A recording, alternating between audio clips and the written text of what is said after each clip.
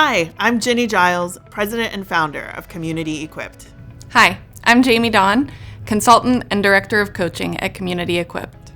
Individual donors are the backbone of nonprofit fundraising, but are often a mystery to organizations or staff who are new to fundraising. In this video, we're going to learn why individual donors are so important, how to begin launching an individual donor program, the resources you'll need, and we'll touch on the board's role in individual fundraising. Individual donors are the most renewable and reliable source of funding for organizations. In the southwestern PA region, it's typically considered healthy for an organization to have about 1/3 of their annual budget coming from individual donors. This may depend on your geographic focus or the focus of your mission, whether it's arts, human services, education, etc. This is a guideline, but a good one to keep in mind. As a pool of donors, it's highly unlikely that you would lose a lot of them all at the same time. By contrast, if you were to lose just one grant or government contract that you were counting on, your budget would be significantly impacted. Typically, those individual donors provide that reliable and renewable source of revenue and income you can count on year after year, as long as you are investing in and engaging those individuals to retain them as donors. Revenue or funding from individual donors is typically unrestricted, and what that means is that you do not have to spend it on a particular line item, on a particular program. While you do have to spend it in pursuit of the mission, it can be used for things like rent, utilities, insurance, marketing, fundraising, and administrative staff salaries and benefits. So that's an important and very critical to have those unrestricted funds, because it allows your organization to have the administrative capacity and ability to operate programs. Another reason why having a healthy pool of individual donors and unrestricted funds is important is it's something that funders, that foundations look for when they evaluate your financial health. So any large donor, such as a foundation or a corporation that is investing significant amounts of money, they want to know that they are investing in a financially healthy organization that is going to be around for the long term.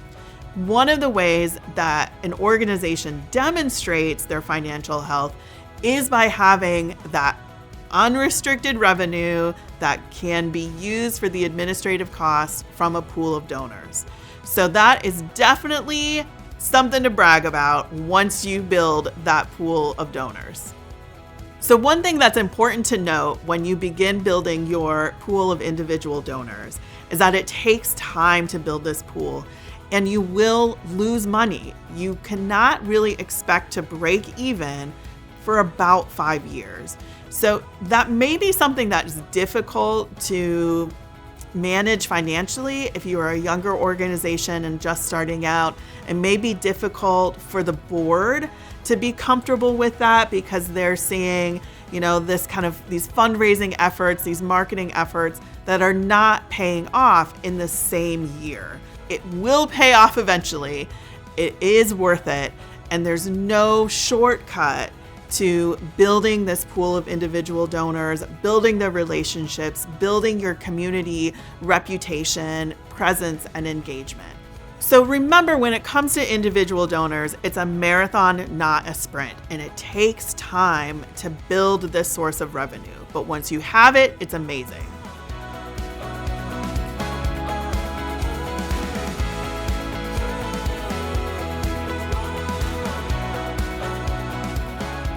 A key piece of developing individual donors is developing a culture of engagement. So everyone in the organization understands that they are ambassadors for the organization and knows how to network on behalf of the organization. This builds an environment where the community is consistently asked to participate and contribute to the mission of the organization in meaningful ways. Some examples of what this culture of engagement may look like is that staff are comfortable finding in-kind donations to support the program, and board members know how to ask their employer to sponsor an event or make a donation. The executive director really sets the tone for developing that culture of engagement and really helps to foster every staff member and every board member to think of themselves as ambassadors for the organization. So let's talk about what a culture of engagement can look like and some examples of things that you can implement in your organization. One way to cultivate a culture of engagement is telling stories in every staff meeting so that every person in the organization has a story to tell. Another idea that I've seen is giving out an award at a monthly staff meeting that's a collaboration or partnering award. So recognize your staff for reaching out and building relationships outside of the organization. Make sure that every staff person is trained on an elevator pitch. Help people practice it and role play even, and think about how every person is going to describe the organization. Building a culture of engagement is what helps us build relationships with the individual donors. Remember, you're building a relationship, so it's going to take time and several interactions. It typically takes about 7 interactions for someone to remember you and feel really connected to the organization. So that typically includes a lot of different ways of interacting with an individual donor. That might mean an appeal letter. The first appeal letter is not going to be the thing that unlocks every individual donor. You will want several different types of interactions to build that relationship. So that probably includes social media, which is free. You will want email marketing and some in-person interactions as well. So in addition to having your program staff collaborate with other organizations to deliver and design innovative and impactful programming, your administrative team, such as your finance staff, are an absolutely untapped resource. So through the natural course of their work, they connect with a variety of influential businesses and corporations, such as the banks or the investment companies. Ask your finance team in particular who their contacts are at these different companies.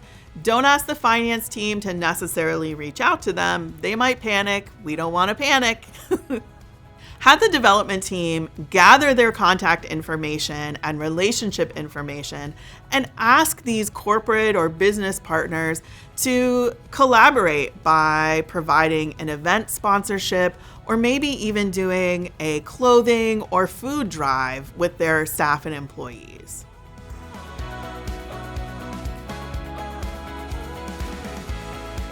So typically, the resources that you need to start and get an individual donor program up and running is you need some staff time. You need staff that are dedicated to this process, that are dedicated to collecting stories and photos, that are keeping track of how donors are being engaged.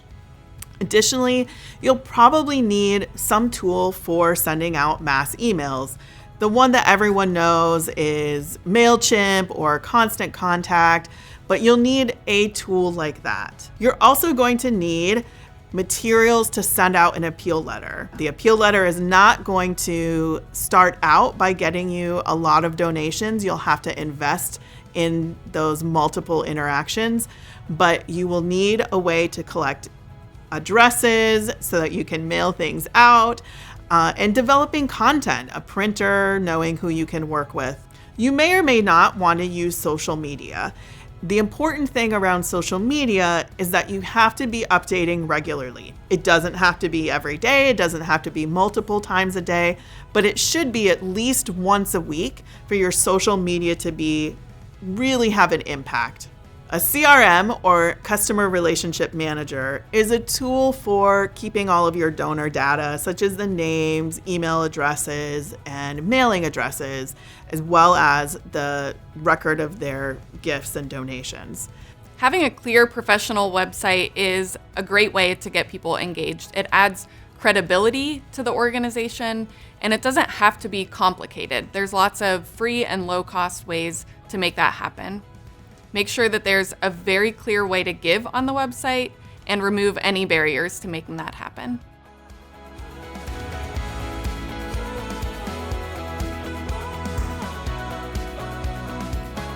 The board also has an important role to play in introducing people to the organization. One of the best ways for the board to achieve that is to invite people to a special event. Host an open house that is just small and intimate, and board members can bring their friends and family to meet the organization. Whatever way you want to introduce people to the organization and engage them, absolutely be sure that the board has a role. These are just a few examples of how you can engage all of your board and staff. When you gather together, you will come up with many more ideas. We've covered a lot in this video, but to sum it all up, we want to emphasize that individual donors are the most reliable and renewable source of funding for your organization. When you empower and train your entire board and staff to share their passion for the mission, you will create an environment that invites collaboration and financial investment in your mission.